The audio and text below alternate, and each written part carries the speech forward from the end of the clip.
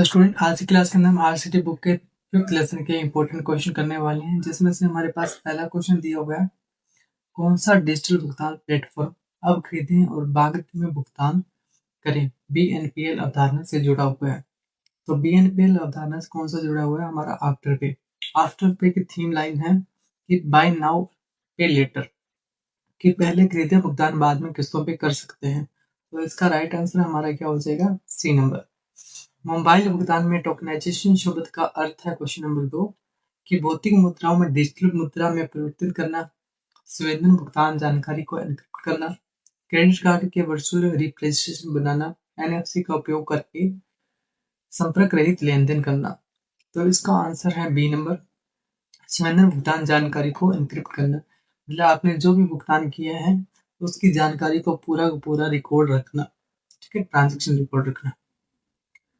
कौन सी डिटेल भुगतान विधि में सामान्यतः लेनदेन के लिए क्यूआर कोड को स्कैन करना शामिल है? तो contactless card, mobile banking, crypto currency QR code करता है। तो इसका राइट आंसर डी नंबर ही हो जाएगा, QR code. Question number 4, mobile भुगतान के संदर्भ में संपर्क रहित भुगतान का अर्थ है। संपर्क रहित मतलब पास में जाके कोई भुगतान नहीं करना, फिजिकली आपको मोबाइल से कोई भुगतान करना है, सीधा कहीं दूर। मोबाइल डिवाइस का उपयोग किए बिना भुगतान करना संभव ही नहीं है। भुगतान पेमेंट के साथ भौतिक संपर्क के बिना करना, हाँ, हो सकता है। मोबाइल ऐप के संपर्क सूची के माध्यम से भुगतान करना ब्लूटूथ तकनीक से नहीं होता। तो इसका राइट आंसर बी नंबर हमारा आंसर हो जाएगा। क्वेश्चन नंबर 5, निम्न से कौन सा ऑनलाइन बैंकिंग से जुड़ा संभावित जोखिम है? सीमित पहुंच, कम सुविधा, कम ब्याज दर, फिशिंग अटैक। इसका राइट आंसर है phishing attack. Question number 6, RTGS में धन का संप्रेषण कब प्रोसेस होता है? आरटीजीएस की फुल फॉर्म होती है real time gross settlement. Real time मतलब उसी टाइम, तुरंत रूप से। तो इसका आंसर नंबर सी सही हो जाए।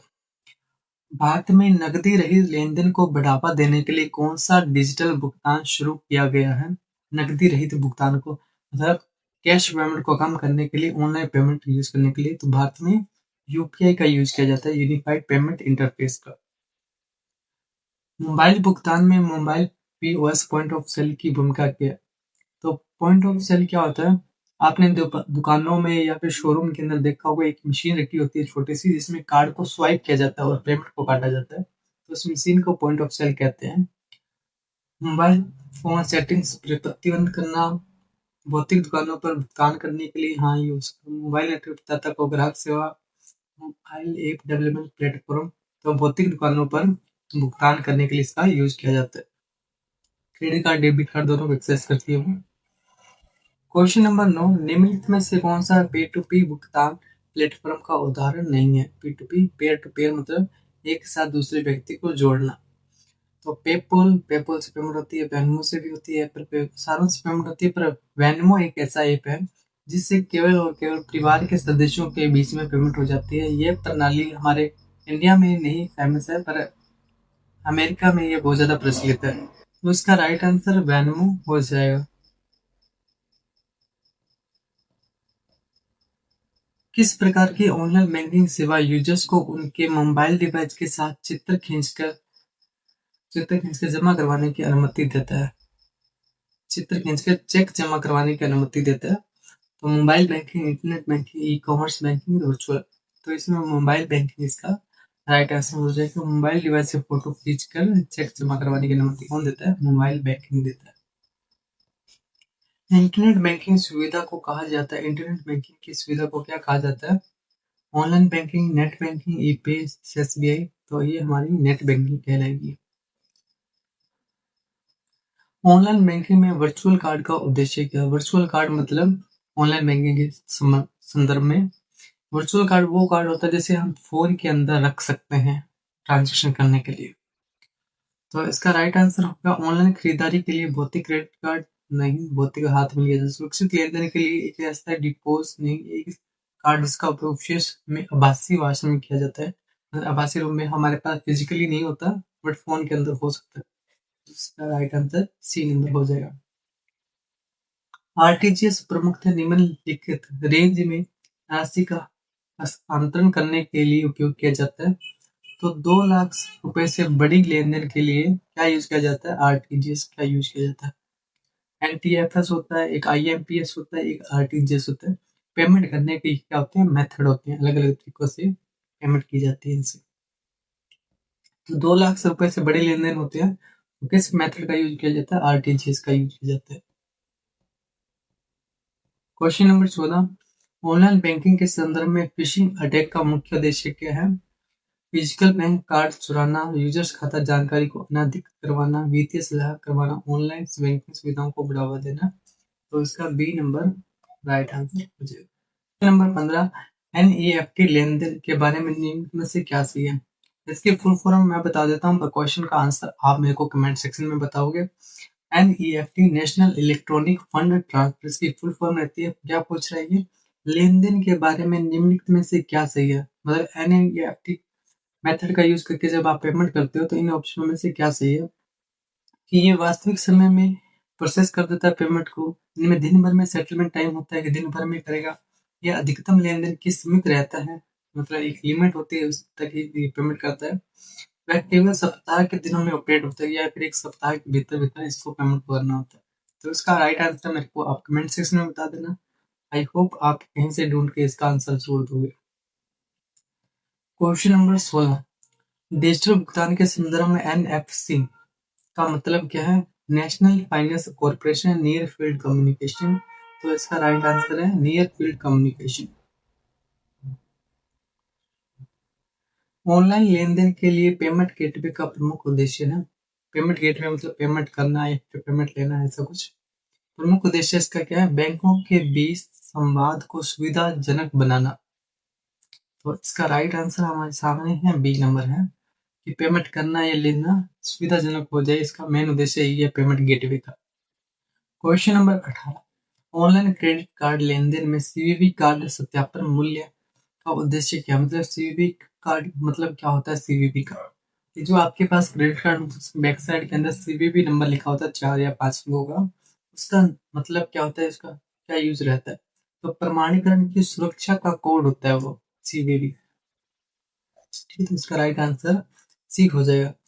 कौन सी डिजिटल भुगतान विधि अंतरराष्ट्रीय मनी ट्रांसफर करने के लिए डिजाइन की गई है और इसे क्रिप्टो करेंसी विशेषता के लिए जाना जाता है? तो पेपॉल भी एक ऐसी है जिसमें अंतरराष्ट्रीय पेमेंट किया जाता है, पर यहाँ पे एक नाम आ गया क्रिप्टो करेंसी, जिसकी वजह से इसका राइट आंसर क्या हो जाएगा? बिटकॉइन हो जाएगा। ऑनलाइन भुगतान में डिजिटल वॉलेट का प्रमुख उद्देश्य है। ऑनलाइन भुगतान में डिजिटल वॉलेट का प्रमुख उद्देश्य है भौतिक नकद संग्रहण करना, ईमेल भेजना, डिजिटल भुगतान जानकारी को संग्रहित और प्रबंधन करना, स्टॉक मार्केट में ट्रेड या ट्रैक करना। तो इसका राइट आंसर है डिजिटल भुगतान की जानकारी को संग्रहित और प्रबंधन करना डिजिटल वॉलेट का उद्देश्य होता है। जानकारी, आपका डेटा, जो भी आपने पेमेंट की है, कब की है, कहाँ की है, किसको की है, तो ये जो डेटा है वो संग्रहित करके रखता है डिजिटल वॉलेट। ऑनलाइन बैंकिंग में ट्रांजैक्शन पासवर्ड क्या है? ऑनलाइन बैंकिंग में ट्रांजैक्शन पासवर्ड मतलब जब आप पेमेंट करते हो तो वहाँ पे एक लॉक आता है पासवर्ड लगाने के लिए और पेमेंट हो जाती है। तो उसका उद्देश्य क्या है? ऑनलाइन बैंकिंग पोर्टल में लॉग इन करना, विशिष्ट लेन देन की पुष्टि करना।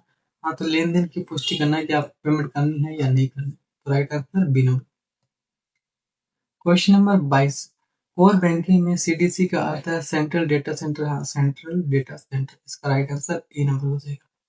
आईएमपीएस इमीडिएटली पेमेंट सर्विस की फुल फॉर्म रहती है, हेतु जाना जाता है, किस चीज के लिए जाना जाता है? डिपार्टमेंट डिफर्ड सेटलमेंट प्रक्रिया, वास्तविक समय और तत्काल धन ट्रांसफर, लेन देन की बीच प्रक्रिया और साप्ताहिक लेन देन की सीमाएं। तो वास्तविक समय में इसके नाम से पता लग रहा है इमीडिएटली पेमेंट सर्विस, तो वास्तविक समय में तत्काल धन ट्रांसफर करना, इसका राइट आंसर हो जाएगा। आईएमपीएस का अक्सर भुगतान आईएमपीएस का अक्सर उपयोग किसके लिए होता है? तो निर्धारित धन ट्रांसफर करने के लिए, आवर्ती भुगतान, तत्काल और एक बार में लेन देन करने के लिए। तो इसका आंसर ये हुआ, तत्काल धन ट्रांसफर करना और एक बार के अंदर सारी की सारी पेमेंट कर सकते हो। 2 लाख 4 लाख से ऊपर की जो पेमेंट होती है वो आईएमपीएस के द्वारा की जाती है। मोबाइल भुगतान में मोबाइल वॉलेट का प्रमुख उद्देश्य है मोबाइल भुगतान में मोबाइल वॉलेट का प्रमुख उद्देश्य है भौतिक नकद संग्रहण, संपर्क सूची का प्रबंधन, डिजिटल भुगतान जानकारी को संग्रहित और प्रबंध करना। तो ये वही क्वेश्चन दोबारा रिपीट हो चुका है। सी नंबर इसका राइट आंसर है। निम्नलिखित में से कौन सी एक सामान्य सुरक्षा सुविधा है जो ऑनलाइन बैंकिंग के उपयोगकर्ताओं की पहचान की पुष्टि के लिए किया जाता है? कैप्चा, इमोजी प्रमाणिका, सोशल मीडिया लॉगिन, जियो। तो आपने बहुत बार देखा होगा कि हम पासवर्ड सेव कर देते हैं तो बार बार ऑटो फिल हो जाता है, तो इसके लिए नीचे कैप्चा फिल करने के लिए ऑप्शन दिया होता है, कैप्चा फिल करें। राइट आंसर इसका ये हो जाएगा। ऑनलाइन बैंकिंग में टू फैक्टर ऑथराइजेशन का प्राथमिक लाभ क्या है? तो टू फैक्टर ऑथराइजेशन क्या करता है कि सत्यापन करता है कि आप ही हो या फिर कोई और यूजर आपकी पेमेंट या फिर किसी चीज से छेड़छाड़ तो नहीं कर रहा। तो अनेक सत्यापन विधियों का उपयोग करके सुरक्षा को बढ़ाना इसका लाभ है। मोबाइल भुगतान में उपयोगकर्ता को प्रमाणीकरण के लिए सामान्यतः कौन सी सिक्योरिटी फीचर उपयोग होता है? OTP, one time password, biometric प्रमाणीकरण, ठीक है पिन, ठीक है, उपयुक्त सभी। तो इसका राइट आंसर उपयुक्त सभी हो जाएगा। इन सारी चीजों का यूज करके सिक्योरिटी को बढ़ाया जा सकता है। एप्पल पे और गूगल पे जैसी मोबाइल भुगतान प्रणालियां के पीछे कौन सी तकनीक है? मुख्यतः कौन सी तकनीक है? तो इस पे QR code, Bluetooth, near field, radio frequency. तो नियर फील्ड कम्युनिकेशन इस पे मुख्य तकनीक है एप्पल पे, गूगल पे करने के लिए। सुरक्षित ऑनलाइन बैंकिंग कनेक्शन के संदर्भ में SSL और TLS का मतलब है, इनकी फुल फॉर्म क्या रहती है? तो सिक्योर सॉकेट लेयर और ट्रांसफर लेयर सिक्योरिटी, इसकी फुल फॉर्म रहती है। ये याद कर लेना, एग्जाम में पूछे जा सकते हैं। तो यहाँ पे लेसन नंबर 5 के इम्पोर्टेंट क्वेश्चन खत्म होते हैं। आई होप आपको ये सारी चीजें समझ आई होगी और लेसन को बार बार रीड करते रहें और आप ये सारे क्वेश्चन अटेंड कर पाओगे। मैं आपका युवराज चौहान, प्रयास कंप्यूटर सेंटर से मिलते हैं नेक्स्ट क्लास के अंदर। अपना और अपनी फैमिली का ध्यान रखें।